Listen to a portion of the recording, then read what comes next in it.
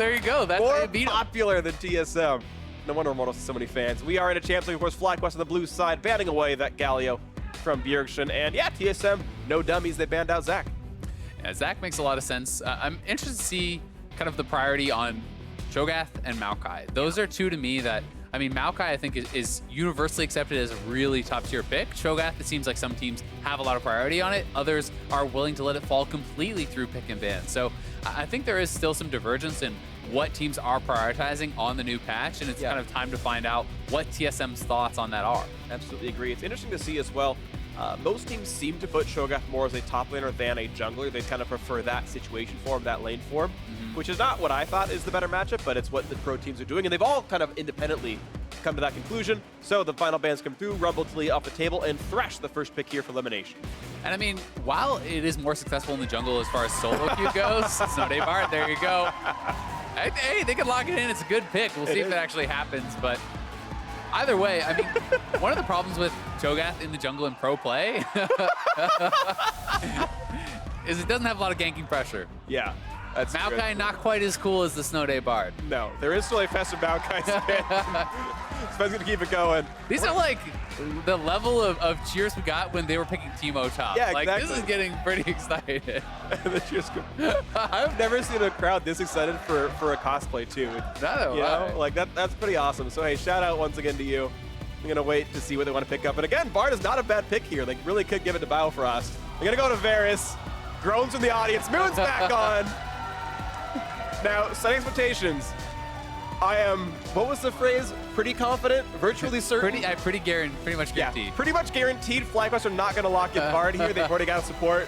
Pretty much guaranteed not going to happen. Cho'Gath's going to come through, and the expectation is this is a top lane matchup for the Cho'Gath. The Maokai is still more of a flex. Well, and it's pretty interesting. While seeing a first pick Thresh is not surprising, it is seeing on elimination. That is very surprising because it's actually the first time he has played it all split long, despite the fact that this is a very highly prioritized support for a lot of players. He has not shown up on it even once yet. So it's a takeaway from Biofrost, and we're gonna have to see how well he actually performs on it. Yeah, I also think it's very interesting as well that neither of these two marksman pickups for the bot lane are incredibly high scaling ones. We've already seen both the Cho'Gath and the Maokai, who are very heavy tanks to play in the top or jungle role. They're not going for the big tank killers like the Kallistas, like the Tristanas. So what I will say is, although there's a lot of focus on bringing 80 carries who can kill the tanks, you can also bring mid laners who can shred tanks. You can have that filled from another role. We haven't seen as much priority on champions like Malzahar and Cassio and these sorts of things that really deal well with tanks from the mid lane, or at least can scale into those champions that can deal well with them. But we might see a shift on that today. And we also have to remember that both the Maokai and the Cho'Gath are flex picks, and the Callista ban seems like a misclick.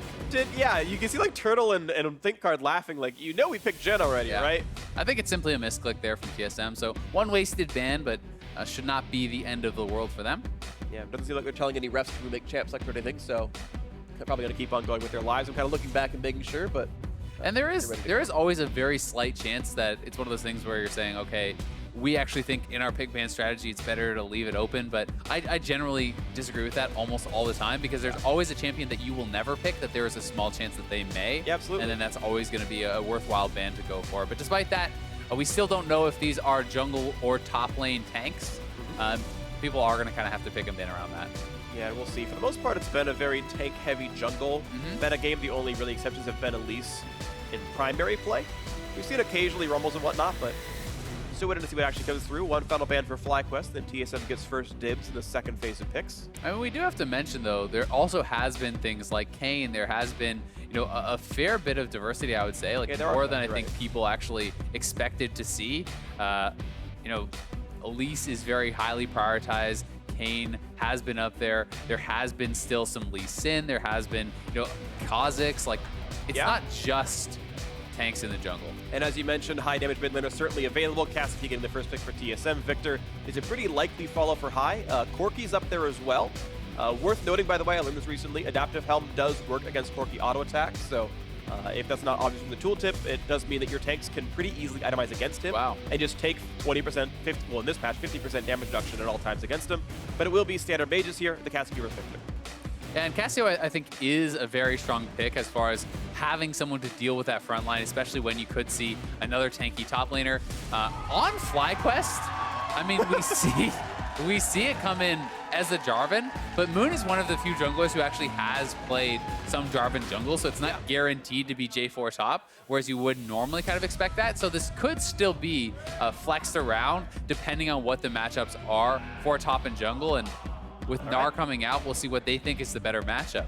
Yeah, shout out to top bar, but it's going to be top Gnar for this one.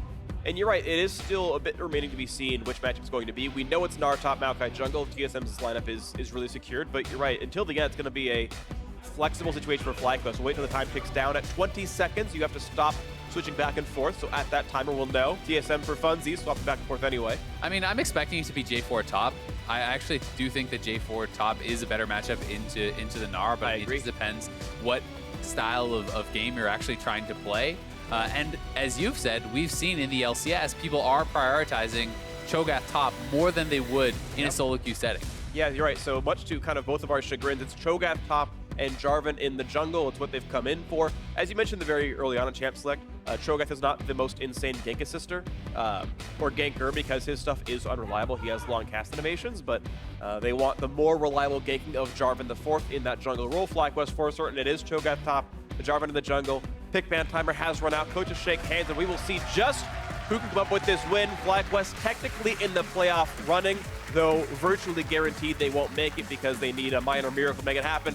But they are still hoping for a 7th or 8th place finish to keep their championship points and make that run toward Worlds. TSM, their battle looking for a playoff bye, and they're going to hope they can do it. Bjergsen on a very heavy carry in the Cassiopeia. A very important Gnar pickup in the top end as well for Hanser. And as the crowd cheers, we are ready to go into game one of this match. See who can take it home. FlyQuest versus TSM.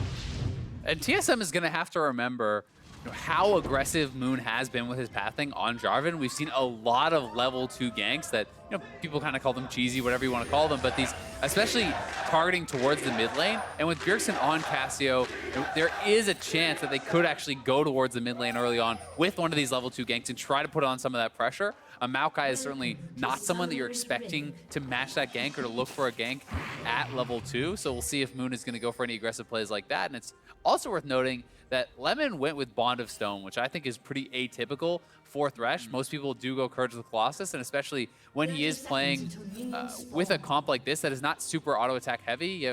Yes, J4 and Cho'Gath and stuff are going to auto-attack too, but Jhin is more of kind of like a spellcaster than a pure auto-attack damage-focused champion. So the Bond of Stone healing, I think, is going to be very effective in this game. And it's halved because he's a ranged champion. I forget if you said that or not, but and you mentioned this is Lemination's first Thresh game of the split. Now, he's a very smart player. I think he's one of the most cerebral LCS or just pros in general that I know. But yeah, I would generally disagree with this choice as well. Almost every pro does go with Courage of the Colossus.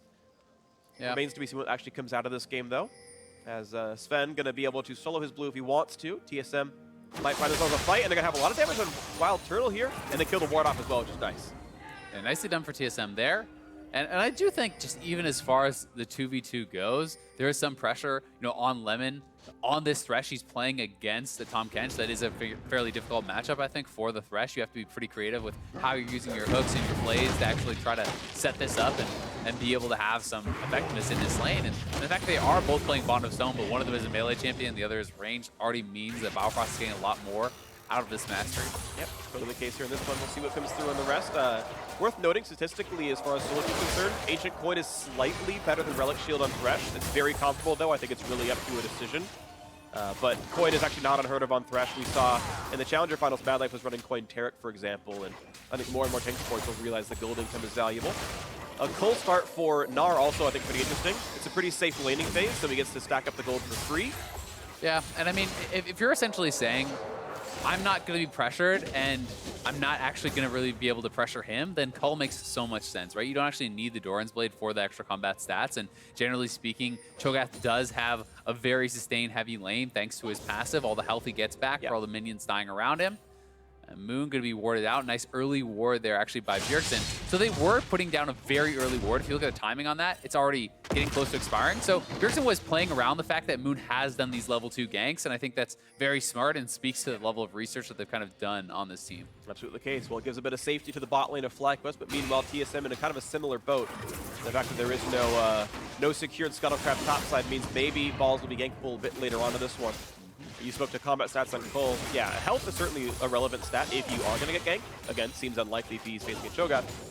but the attack damage difference is 1. It's 7 versus 8. So, you know, his bullying is really not any worse, and I actually do think it's a very smart choice by Hanser. I applaud him for making what I think is actually the best possible item start in what's supposed to be an easy matchup. I mean, while I agree, you know, as far as the actual damage you're dealing, yes, it's not a big difference, but having the extra health allows you to play more aggressive too, so that does kind of enable you to play the lane more forward, and generally speaking, you're probably going to get more, I'd imagine, out of the Doran's played lifesteal on a champion like Gnar, but either way, it's going to be pretty negligible, and Svenskeren is up on the top side. They have quite a bit of vision for Hanser, and that's going to allow him to play more aggressive, but Moon is here. And turned in, slow on the file. Frost going to force the flash. Now the knockup is going to keep going for the tank. Exhausting a Jarvan after the damage comes in. 2 more shots to go. 1 more. There's the kill coming in. First blood for FlyQuest in the bot lane. And they get all 4 summoners there out of the TSM bot lane. The gank is just coming in huge for Thresh as Moon was able to hit such a good double knockup. Really, really smart. They played it perfectly as well to slow into the Jhin route first. Once the flash comes in, you know the flag and drag is free. Really beautiful stuff out of them and a great play. Sven's going to do what he can to take away some of Moon's jungle camps, but he'll take 400 gold over a Gromp any day. Yeah, he certainly will. And I think this would be an extremely risky dive to go for, so I don't think that they're really looking to do that. I think that Sven's only going to be able to get the counter jungling, and will have to head home here, so nicely played. FlyQuest on the bot side, and we'll get to watch this one more time. Lemon Nation, Flay into the Lantern, waits for the flash, and Biofrost flashing on top of Doublelift was kind of ill-advised there, allowing for the double knockup, and that means that Doublelift on the end of this play actually has to blow his flash as well. So a bit of a mistake from Biofrost in the way that they executed that. Definitely agree, but that's the way it comes down. So now there's a flash up for Lemon and a flash up for Moon if they want to repeat gank to the bot side, and that seems honestly a likely situation to come through as long as Double and Biofrost pushes back down. Double did stay in lane since that gank. He pushed in the wave, but is finally able to buy now, getting himself some items. Watch the mid lane trade. Small lead to Bjergsen, as you kind of expect for a player of his caliber. And here comes the mid lane gank for Maokai. I'm going to run to the left now. Going to get hit with the attack speed buff. Oh, and he's been grounded. He's rooted as well. Cleanse flash. And he is going to get out of that one, but that could have been so deadly. High does get away. Yeah, nice grounding there from Bjergsen, though. And the hesitation actually flash over the wall instantly from High means he has to expend his cleanse as well. So that's 2 summoners down, and that wasn't even like a flash twisted advance or anything from Svenskeren. So now High is going to have to play much more safely. It's going to be hard to get away from the next one, certainly, because that's the second time the jungler's gotten a gank, blown the summoners, and the jungler still has his. So flash CC is certainly available. Elimination, cheeking to the river, maybe trying to bait out. Is there a Jarvan here? Is there not? Maybe you should give up CS, and TSM going to be under turret for all intents and purposes for now. 500 gold difference in this game thanks to the bot lane gank, and the way does the map starts to reset a little bit. Yeah, not too big of a deal, mostly just that first blood gold separating them. And yeah, you know, we'll see how top lane does kind of continue. As so far, you can see Balls has not really been able to be pushed out whatsoever. Hanser, you know, is shoving in and he is stacking up his calls, so they have some pressure. But Cho'Gath's level of sustain is just so high. So Hanser can't really expect, I think, to get too much done in the 1v1 until he's more up to a Black Cleaver. Well, level 6 is available. He's going to transform in time. You got to watch out for what could be a chomp. But look at the damage up there. The minions are in range as well, but Hanser knows Feast and one more spell could be lethal, so has to kite back, and the threat of the damage a bit too high for him. Out goes Hanser and a trade of damage. Yeah, I mean, the fact that you have the Grass of the Undying proc going to be available after that stun lock, plus your E is probably coming back up, you actually do get a big chunk of damage out, so you really do have to respect that Feast damage. You don't want Balls to be able to get these early stacks, and for Balls it becomes kind of a choice. Do you actually just utilize it right away on minions and start getting some of those free stacks, or do you save it for the combat power? Because if you do use it on the minion to kind of have that growth for later on, you know, we can see Hanser look for an all-in. Yeah, absolutely the case. It's one of the interesting things. There's the Flames and knockout Biofrost. There's no way possible out for the TSM support. He's going to keep running, but the attacks are going to be there. Elimination, sadly for FlyQuest, secures the kill. But at least the SS Gold comes in for the bot lane. That nicely done. Good repeat gank there, and Balls has to get careful now. He's going to go down, and look at that. The cold start's going to work out for him, and he's going to get that kill into the turret. I mean, the call may have had something to do with it, but the Phage could have helped out as well. I know, I'm missing. I mean, Hanser goes back early base, and sometimes that's what can happen if you're going to greed it out and you're going to stay around. Balls does not elect to actually match the base timing. He didn't want to lose any minions. He was pushed in, so he tries to stay around. He does end up getting solo killed there. Yeah, which is pretty rough situation for him. And he didn't even actually utilize his Feast before dying, which is a pretty big deal because he has not used it at all. He's now level 7. He doesn't even have 1 stack, but here is the play again. The missing hook actually allows Biofrost to have the confidence to go forward, but Moon is already waiting, and TSM just has to play expecting the jungler to be down there when there's no summoners up. So this is a smart play there from FlyQuest on the bot side, and then Balls just really stepping too far forward and does go down. There's a decent chance Hai actually baited that situation. I don't see the timing of it, but during that fight, I saw Hai walk towards his blue buff. Like, at that time, FlyQuest blue was available, and a lot of the times, your jungler will leash blue for your mid laner. And I saw Hai walk towards blue around the time Biofrost face checked. There's actually a chance that Hai acted as though Moon wasn't bot lane. And if that's actually really the case, and the reason TSM fought, that's incredibly smart by him. It's either false credit or it's really all about him, but either way, the gank did come through nicely, and TSM clearly were not aware of the fact that Moon was around as the flashes were down, and it was a nice clean kill. Ties the gold back up pretty nicely though here. You can see 2-1 over on the scoreboard. The solo kill from Hans here clearly keeping TSM a bit closer in this game. Bjergsen is stacking up his tier pretty nicely. He's got a nice 11 farm lead over Hai as well, which is quite nice. And I did go back and check, and he walks over towards, but he actually wards the pixel brush. And TSM can see that where he is. Okay. So TSM should have played around that. It could have been a bit of a feint, but ended up just being a warding move there from Hai. Okay. Either way, it is a clever play. Anytime you're going out of vision like that, you can be giving misinformation, whether you're threatening a roam or saying, hey, I could be collecting this blue buff. Things like that are smart little moves. And as we have the lane swap back up here, looks like FlyQuest wanted to be first on the play, looking for top lane outer right now. They are going to be matched up by TSM's duo. Of course, all the summoners are back up here, but it's double ultimates for FlyQuest. Not yet 6 for Biofrost. Ooh, Hai and Moon spotted on the way in. They think they might be safe with the control ward elimination, sees the ward himself. And basically all of FlyQuest are here to be first on the play, looking for the aggression, looking to knock down first turret. Yeah, doing a really good job so far. You got to give a lot of credit to Moon, who not only is out farming his opponent, has also been much more active with these ganks in the bot lane. Moon has just been doing a lot more than Sven Scared. I mean, Sven behind a fair bit of gold, behind in CS, behind in gank pressure. Yes, he is playing what you would call the kind of weaker early game jungler. Yeah. So he has to be more careful because of that. But still, I mean, it's been a really good early game for Moon. And now FlyQuest able to take advantage of that and get first turret. Absolutely the case. So really nicely played game and nice stuff by them. 800 gold lead here for FlyQuest. And again, on their quest for the chance to the World Championship, they got to get, pretty sure, at least one win at some point. And hey, who better to beat than TSM at this point, looking to keep that one going forward. Hai still scaling up as well as he can. Looks like he might be going for a reasonably early Banshee's Veil, based on the fact that he's got that early Null Magic Mantle. See what the build actually entails for now, but just playing the farm game. TSM haven't gotten a lot of pressure on Bjergsen. They had blown high summoners, but no repeat ganks yet for Sven. This has been just a farm fest over there. All the action's been in the side lanes. Credit to Hanser and credit to Moon for all the kills they're going to have so far. That's certainly the case. I mean, and while TSM is down the turret, they are down a kill. They're doing quite well as far as farm goes in their actual lanes, so they can be pretty happy about that. And Sven getting run down here, but Biofrost maybe can save him. Oh, and the flash to put a lot of safety as well. Nicely played right there. You saw so many good moves, Sven. He had used Twisted Advance to dodge the root from Wild Turtle. A great save by Biofrost as well. Saving his bacon, Maokai stays alive. And the sidestep on the hook, so really well played to get out. Does cost them the support flash, but not really that big of a deal. And Cassio going to be scaling very well. Gnar going to be quickly getting towards his Black Cleaver, where he can really start to dominate that 1v1 against the Cho'Gath, kiting him out.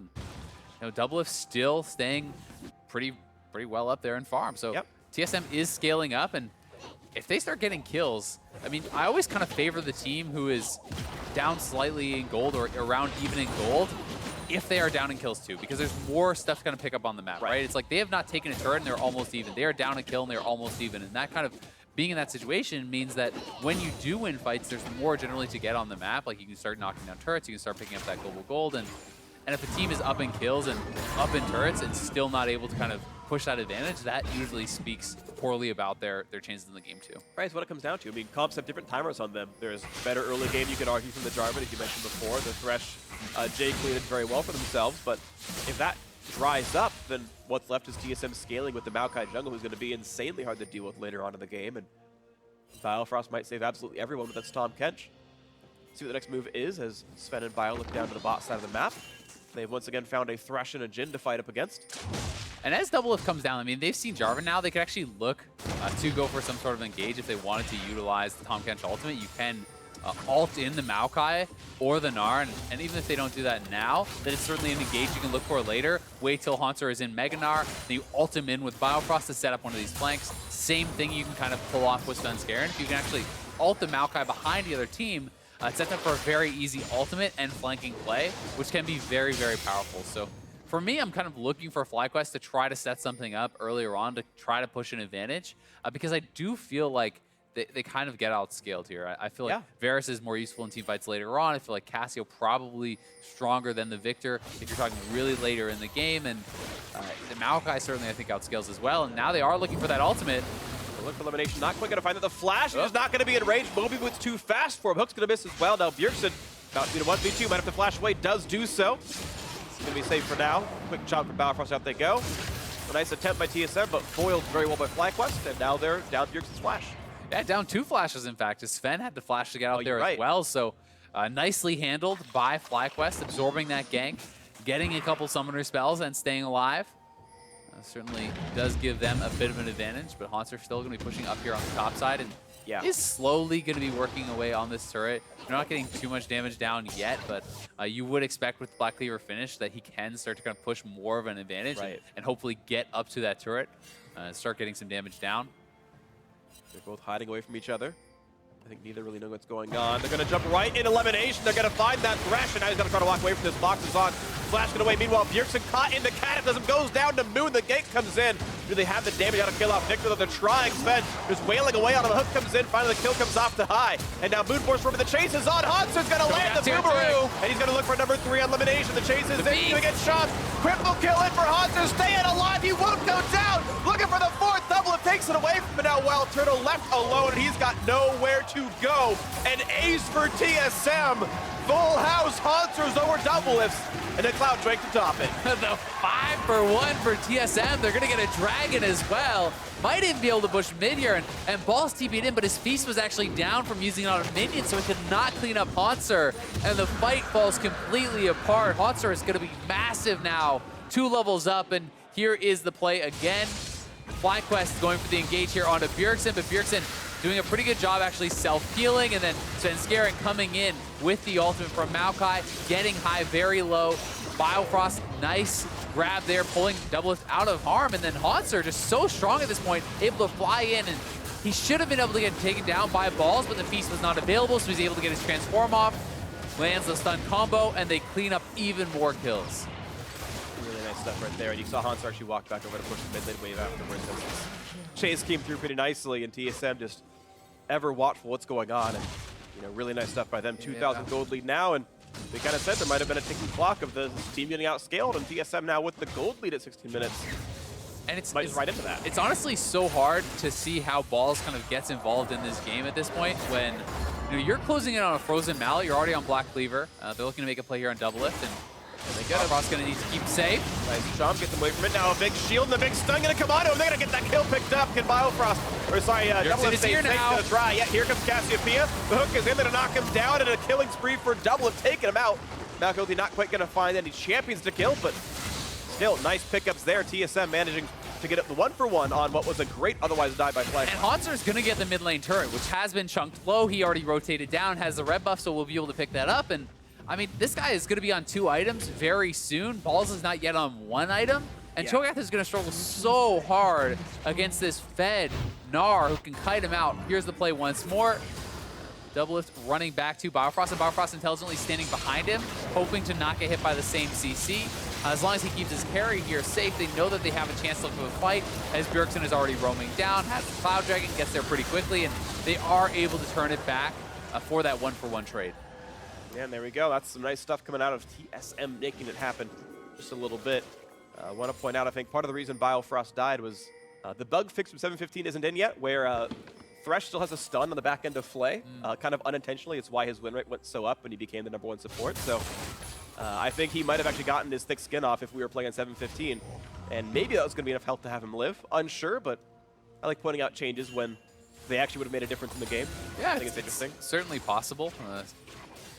Either way, not too bad for TSM as although there has been a lot of focus on the bot lane from FlyQuest, they have not been really rewarded with the kills on Doublelift, so Doublelift's farm has been able to stay up. Yeah. It's all been kills on Biofrost, and sure, it sucks to have your support go down, but as long as your AD carry is not being punished because of that, it doesn't end up being that big of a deal, and it's, you know, Doublelift up a little bit in farm, now has picked up a lot of kills because of the team fight win there, and also another kill on that dive, so he's going to be very, very strong. And I mean, top lane is just at such a point where it's like, you can split push almost and just take over this game completely. Like, Haunter is so far up in gold. He's nearly 3,000 gold ahead individually at pre-20 minutes. Like, that's disgusting, and it's going to be so hard for Balls to really do anything at all against him. Yeah, it definitely doesn't get easy for him. He can continue to be a tank in the front line, and maybe he can try to withstand Bjergsen and double its damage, but it's going to be a tough road ahead. Righteous Glory done. He can get in the front lines and then maybe unceremoniously die for it. FlyQuest getting the second turret, though. Props to Turtle and the rest of the team for making that happen. This Hanser and Sven going to knock this top lane one down. And I think for FlyQuest, it's going to be about their opening combos, right? How can you start this fight? If you can actually find Bjergsen or someone like that and lock them in the Cataclysm, immediately take them down with Cho'Gath Beast and the ultimate coming down from high, like, they have a really good AoE combo when they're locked into the Cataclysm. If you can burst down one of the carries immediately, great, then you can win the fight. But you need to be able to set that up either with CC on Biofrost first, or him not being there, or something. There has to be some sort of mistake or catch, because Tahm Kench can deny that pretty well. Totally agree. We'll see if that burst comes through, though. If the big silence can knock down Bjergsen, it's one of the nice things, actually, about Cho'Gath is when you're a machine gun mage like Cassiopeia is, silence actually is essentially a stun damage-wise for the whole. Like, if you silence a Victor, you might be on cooldown anyway. You silence Cassiopeia, it's always going to give you some benefit, so we'll see if Balls can make the big plays happen here in this one. Obviously, again, having a terrible laning phase, but it's a nice thing about tanks. They still do their job more often than not, even when they're behind. Yeah, I mean, you can still be relevant, but it is kind of a race, right? It's who can outpace the other as far as itemization, and the Righteous Glory, while it is an extremely strong item, and I have no problem with that purchase, it's not like something that makes you immensely tanky, right? This is not something that is going to be allowing you to survive a fed Cassio and Varus and Gnar, so he's going to have some relevance in a team fight. It's not like he's a Fiora that's massively behind. I think that is certainly worse, but it's still going to be very tough for him. And Haunter doesn't even have to really let him have the opportunity to go to the team fights. I think Haunter can simply just split push and drag him away from the team. And in my opinion, TSM's 4v4 is probably even stronger. Yeah, I mean, certainly look really good on this one. You've got a Cassiopeia and a Varus who are going to feel great, and the front line is not super huge yet from FlyQuest. I mean, Thresh is never really that durable, but it is full take Jarvan at least, so, you know, maybe he survives it, but percent health damage out of Varus with the W and the Ruin King can certainly cut through a pure health build, as we're seeing here. Locket still playing probably next up for Moon, though, and he'll get pretty close to invincible. Yeah, the Warmox is an interesting choice as that second item.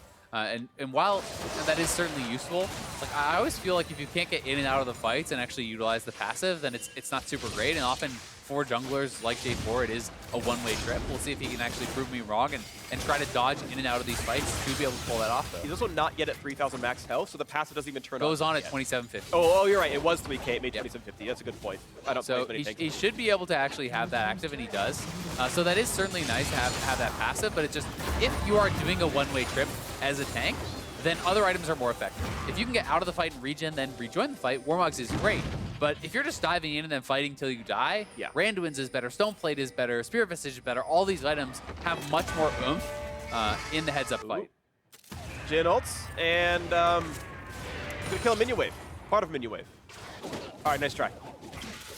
Meanwhile, TSM still is gonna do a Mountain Drake.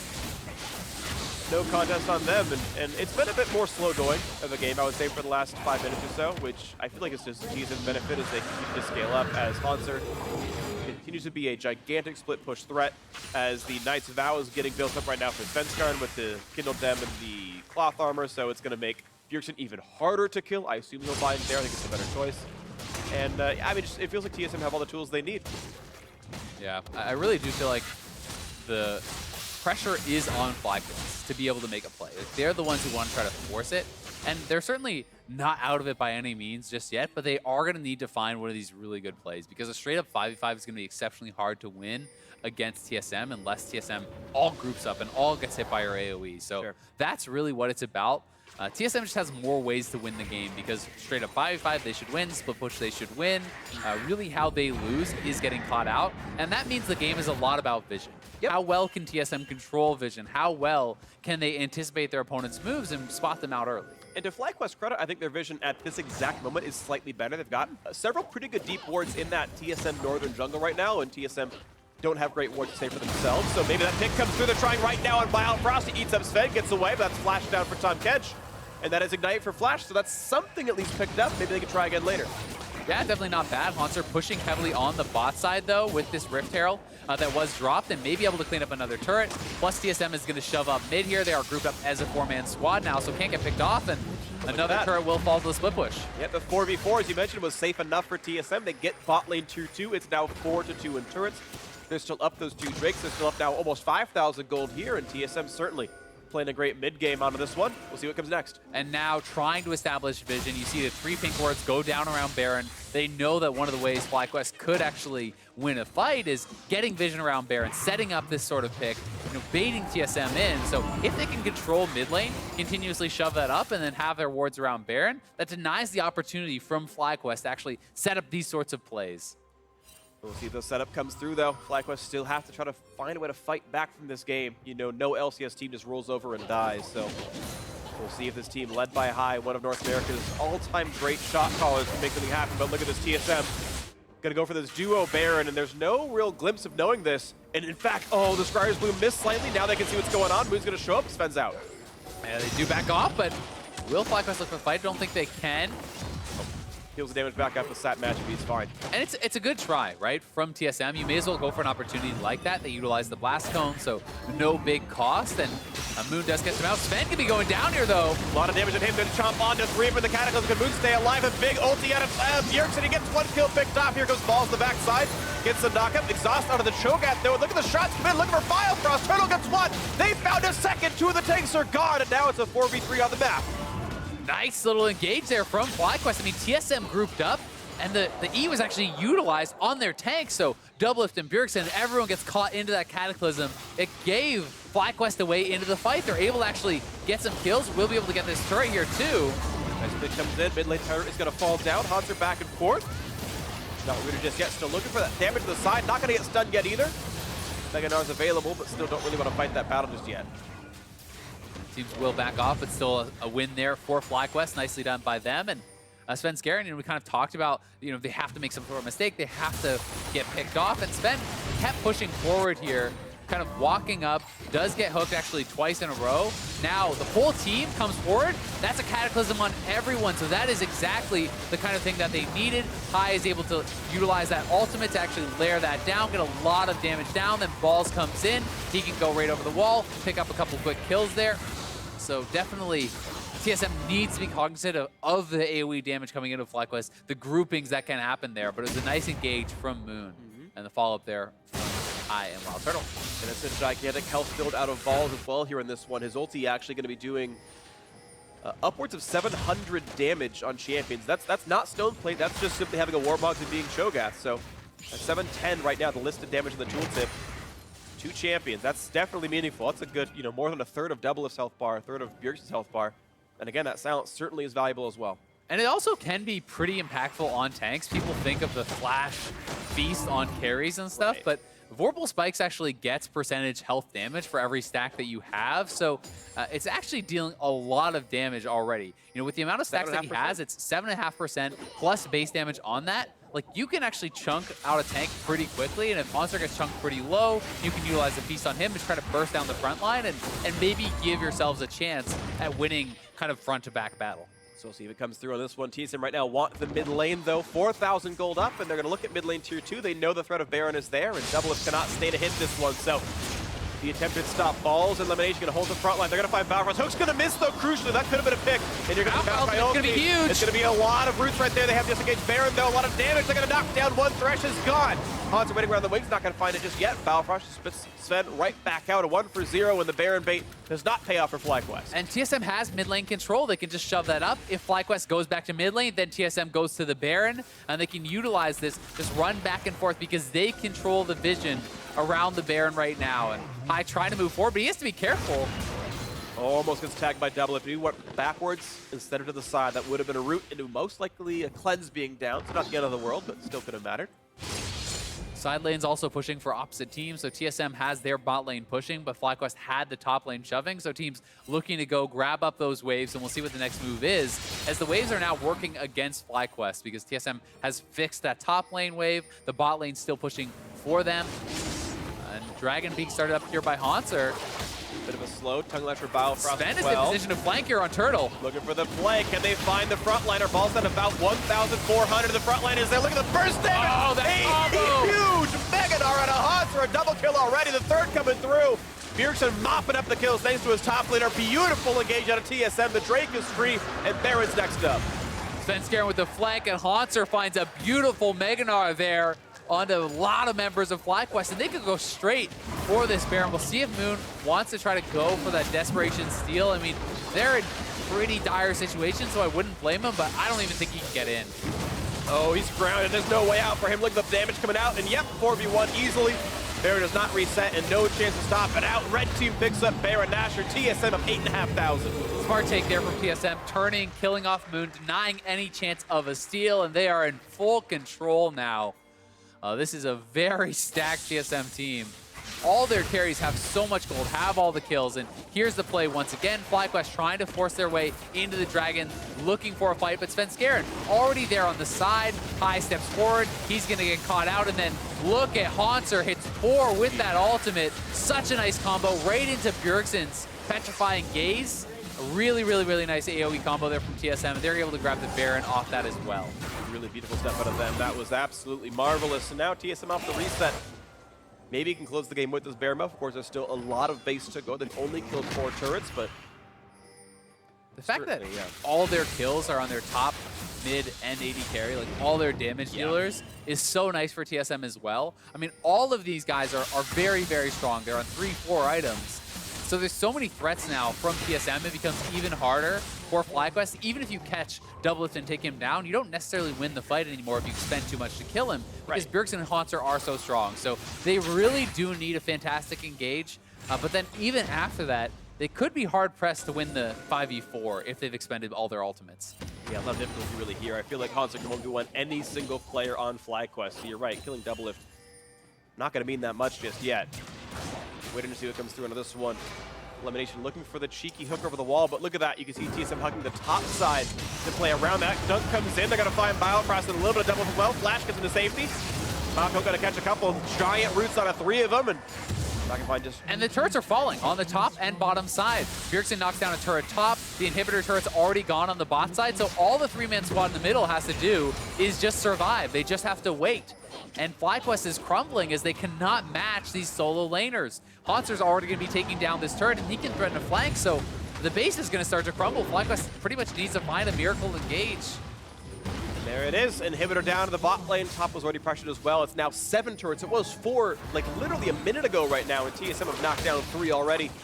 Looking for more out of this one. Hook onto the tank, not going to mean terribly much. Sven going to jump in instead. They want this fight. Elimination is gone already. Haunter picks up 1. Here comes the re-engage for Moon. Can he get much for it? Looks like not likely. Stoneblade on with the damage in for Doublelift. Biofrost gets killed credit. They're the first of a non-tick to get one, or a non-carry to get one, as Haunter dives in towards the Nexus turrets himself. Takes up the Victor ulti and doesn't care too much anymore. High forced out. Till the 5v3 inside the base, and TSM looking to close it out now on this one. 15-6 in kills. A solid early game for FlyQuest. They got some kills in the bot lane, but it was simply too much. Haunter was gigantic. Finds the stuns. He finds high. Looking for the kills in the back line. They picked up the both of them. It's all going to be gone. The ace is in. And there's nothing left to stop TSM from taking game 1 in their quest for a first round bye, in their quest for another consecutive final. Game 1 of TSM. I mean, we asked the question, how good will TSM look coming into this week? And that was a damn good game 1 performance from them. They looked very dominant. Yes, they gave up a couple bot lane kills, but their carries all were farming well, all were performing well, and a monster game coming out of Haunter here, who really dominated lane, getting an early solo kill with the call buy. And then, I mean, in the team fights, TSM really took over. Yeah, I mean, to be clear about that one, he